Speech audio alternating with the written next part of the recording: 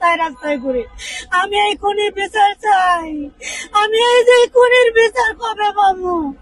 আমি এই দেশের প্রশাসনের কাছে বিচার ভিক্ষা চাই।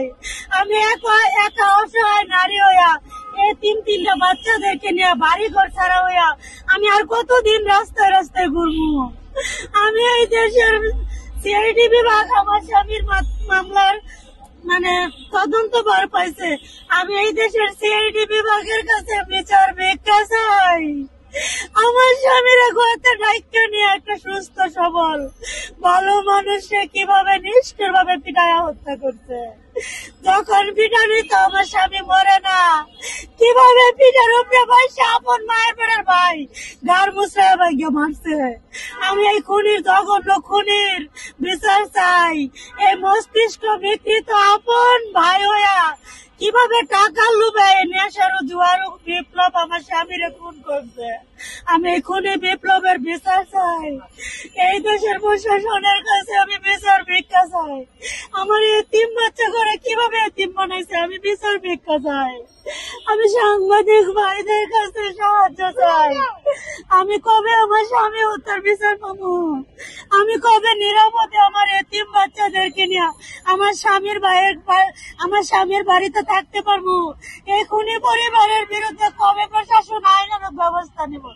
আমি বিচার ভিক্ষা চাই। এই দেশের প্রশাসনের কাছে আমি বিচার ভিক্ষা চাই। প্রশাসনের কাছে বিচার ভিক্ষা চাই। আমার এতিম তিনটা বাচ্চার হক ফেরত চাই। আমি এই দেশের প্রশাসনের কাছে বিচার ভিক্ষা চাই।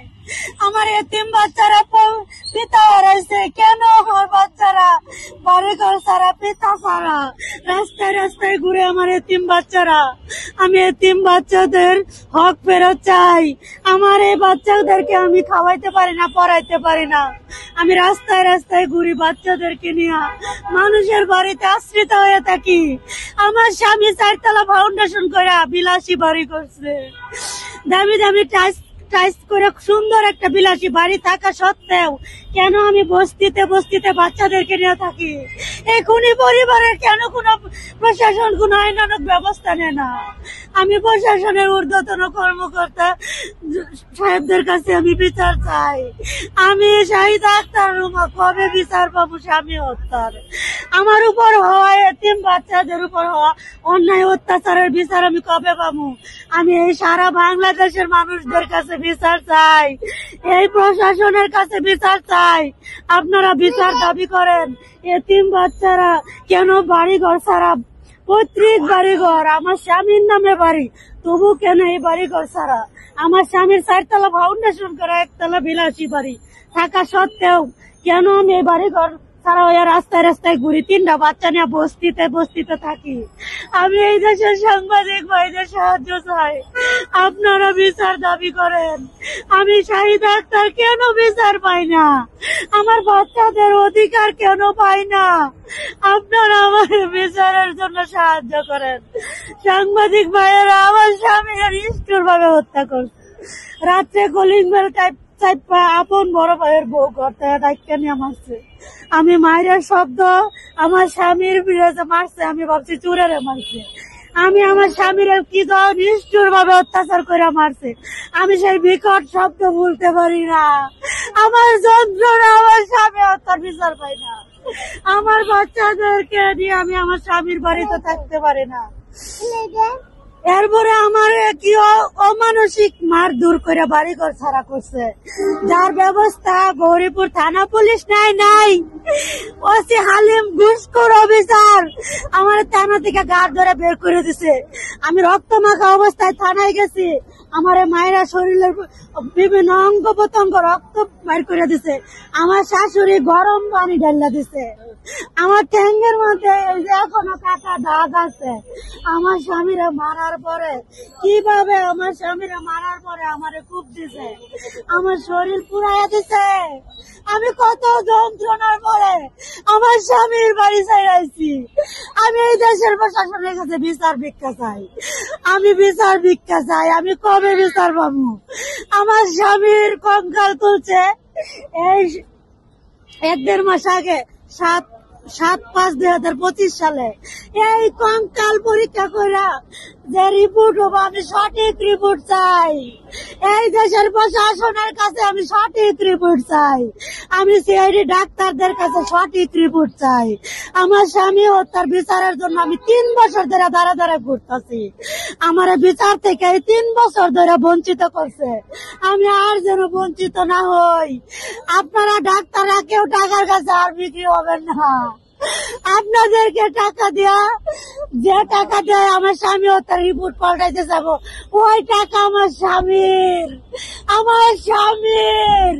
আমার স্বামী কত কষ্ট করে মেধা দেয়া পরিশ্রম করা টাকা উপার্জন করছে। খুনি নেশারু জোয়ারু বেকার আমার স্বামী টাকার লোভে আমার স্বামীরে খুন করছে। আপন ভাই হওয়া সত্ত্বেও টাকার লোভ ছাড়ে নাই, আপন ভাইরে নিষ্ঠুর ভাবে খুন করছে পরিকল্পনা করে।